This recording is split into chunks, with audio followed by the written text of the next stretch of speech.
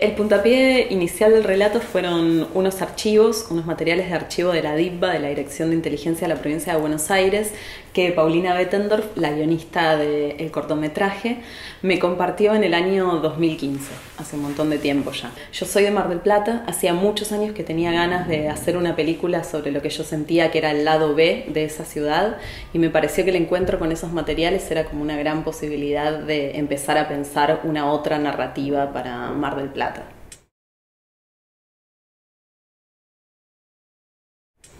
A mí me interesaba particularmente conocer cómo había sido el control, la vigilancia de espacios de teatro y cine, y encontré mucho más de lo que había imaginado, u otras cosas que no eran exactamente las que había imaginado. Sobre todo había algo en estos legajos que eran sobre el Festival de Mar del Plata, y que es, digamos, lo que estamos intentando indagar en el corto, que tiene que ver con que empezaban con ese control a las películas, pero ese control a las películas después salía a la ciudad, salía a otras personas y salía a estos inmigrantes que estaban en este lugar y que no sabían de esa vigilancia.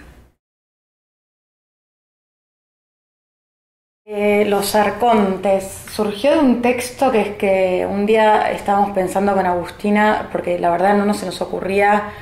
algo que no fuese ilustrativo, ni que tuviese una carga narrativa necesariamente, ni que complete alguna, ni que pueda anclar al espectador al momento de ver la pieza, sino más bien como algo que esté por fuera de la película, que sea más como una opinión o que tenga esa carga más metafórica.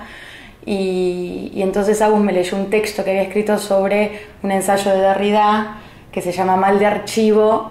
y que me pareció muy pertinente. A las dos, obviamente, en el momento en el que lo leyó dijimos, sí, es este. Los arcontes es como una figura, para los que todavía no lo googlearon, que es una figura que puede tener como algún tipo de reminiscencia medio mítica, o suena ahí a una cosa de Dios o de quiénes serán estos personajes, que hace juego también con todos los eslavos que vemos en el casting.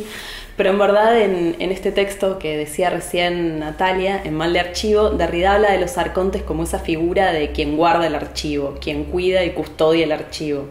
Y nos parecía súper interesante pensar la posibilidad de que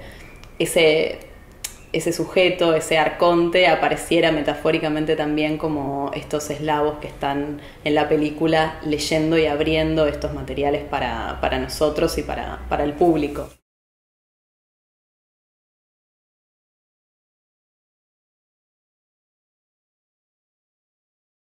Con respecto al guión,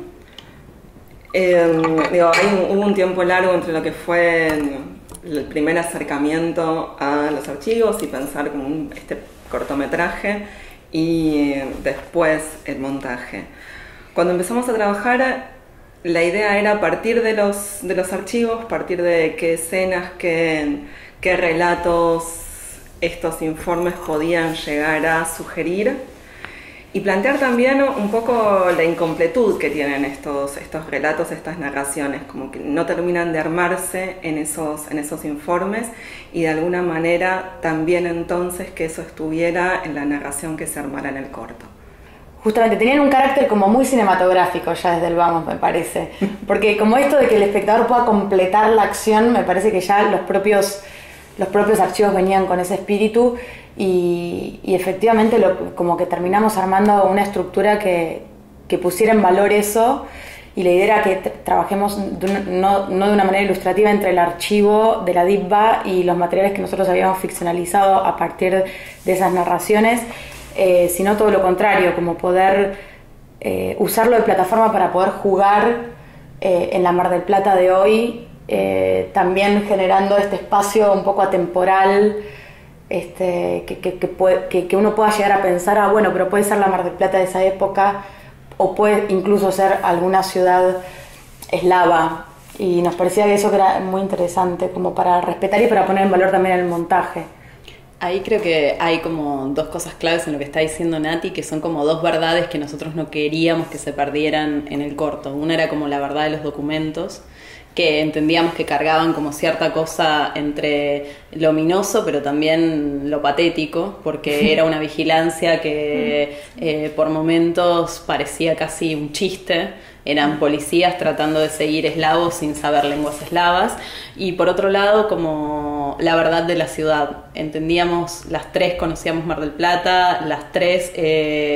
habíamos vacacionado en Mar del Plata, ido a festivales en Mar del Plata, conocíamos el escenario del que nos estaban hablando y entendíamos que en esa ciudad también habitaba una verdad que era pesada y que iba a traslucir si nosotros poníamos una cámara para que trasluciera. Como que queríamos que cada una de esas capas tuviese su autonomía narrativa y que el espectador pudiese completar esas asociaciones entre distintas épocas y entre distintas materialidades que el corto proponía. O sea, que propusieron los materiales en el momento del proceso, ¿no? Porque no fue tan dirigido, digamos, como...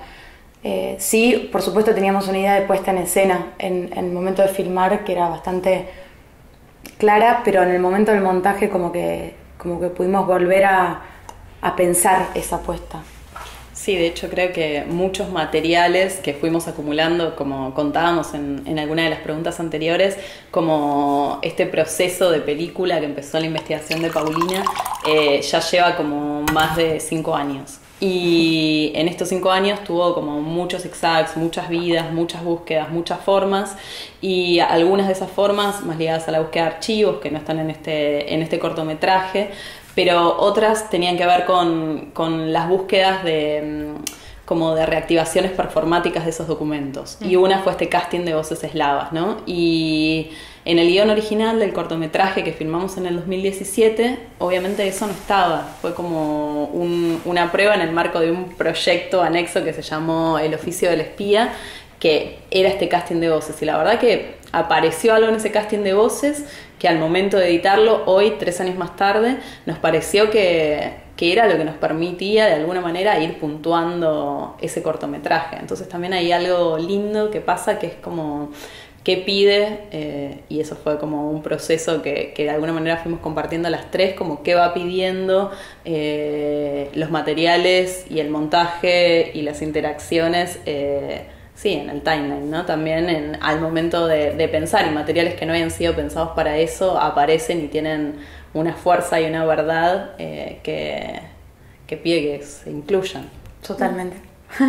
Sí, para nosotras era súper importante estrenar este corto en este festival, no solo porque de alguna manera era como su casa natural, sino también porque efectivamente hay algo de la historia que cuenta el corto, que es la historia que precedió a 25 años sin festival, y para nosotros la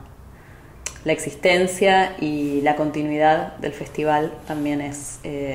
una herramienta política como realizadoras, productoras y guionistas que somos. Así que bueno, gracias por todo. Ver.